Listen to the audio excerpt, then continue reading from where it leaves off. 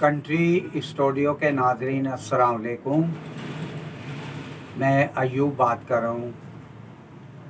آپ سے ملکی اور بین الاقوامی حالات اور واقعات پہ اکثر میں تبصرے کرتا رہتا ہوں تاکہ ہمارے سی ایس کے ناظرین جو ہیں اس سے استفادہ حاصل کریں.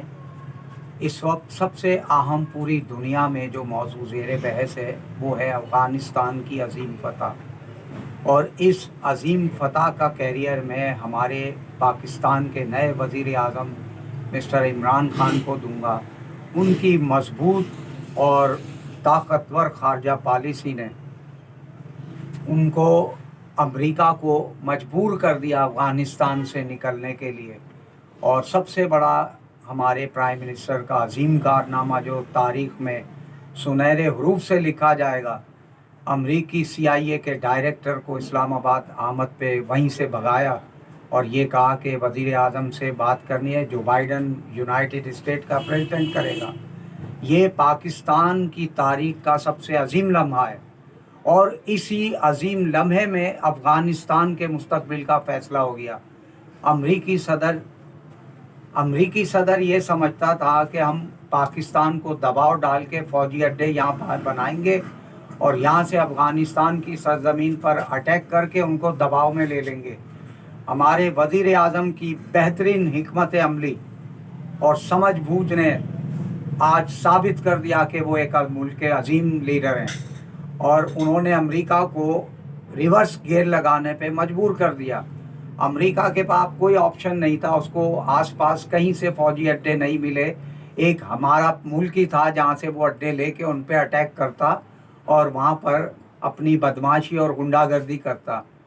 تو آج ہمیں فخر ہے، ہمارے وزیر اعظم کو سب سے بڑا کریڈٹ جاتا ہے اس بات کا کہ آج اللہ پاک نے افغانستان کے مجاہدین کو ان کی 15-20 سال کی محنت کا اجر دیا ہے اور عظیم فتح سے ان کو ہمکنار کیا ہے.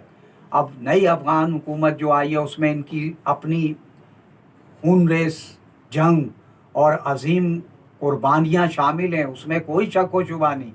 انہوں نے امریکہ جیسی بڑی پاور کے آگے سرنڈر نہیں کیا اور اپنے بچوں کو، بیوی بچوں کو قربان کیا، شہادتیں لی.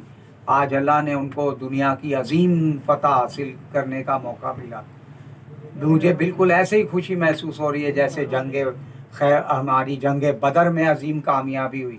یہ اسلام کی فتح ہے، افغانستان کی فتح اسلام کی فتح ہے اور اس میں ہمارے وزیر اعظم کا بہت اہم لیڈنگ رول تھا. یہ بات ہمارے سامعین بھولے نہیں. جو ناظرین ہیں، دیکھنے والے، سننے والے، اس بات کو کبھی فراموش نہیں کریں. آج امریکہ کو جو مجبور کیا ہے، پہلا جو اس کا تھا فرنٹ لائن وہ تھے ہمارے عمران خان.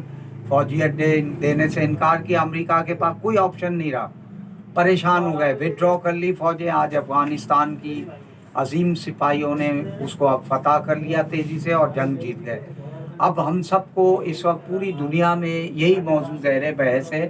اب ہمیں امید ہے کہ افغان مجاہدین متحد ہو کے ایک قومی حکومت بنائے اور ایک اسلامی اسٹیٹ کا ماڈل بنا کے پوری دنیا کو دکھائیں تاکہ سعودی عرب، پاکستان، ایران، ترکی، عراق، سب پورے عالم اسلام، پھر عیسائی اور یہودی، ان کو پتہ چلے کہ رول ریاست ہوتی کیسی ہے.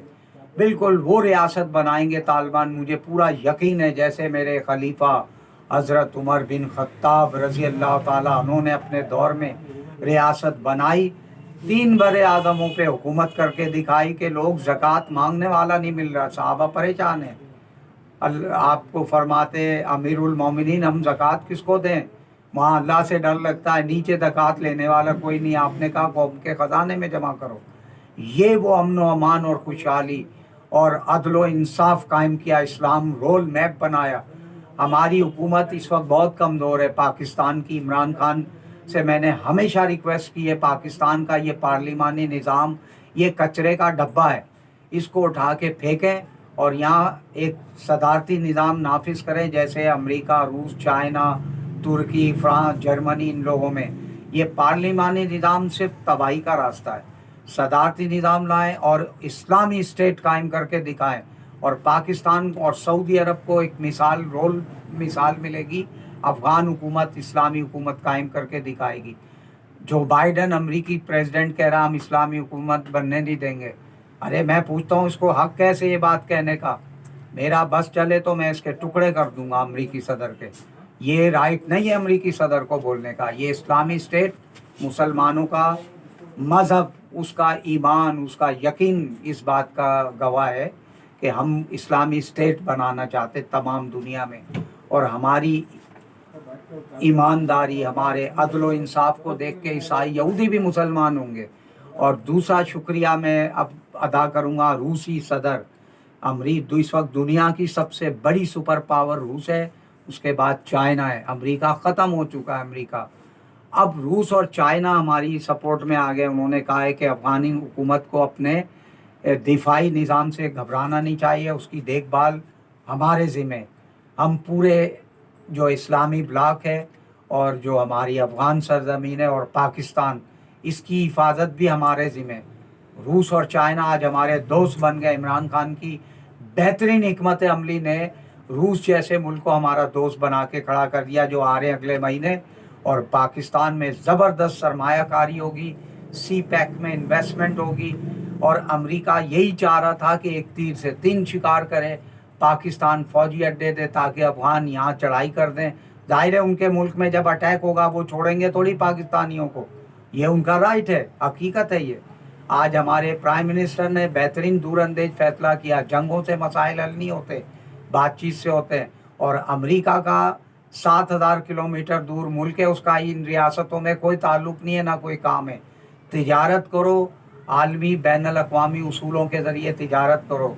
किसी मुल्क पे चढ़ाई करना, फ़ौजी क़ुव्वत दिखा के धमकाना, अब वो दौर गया।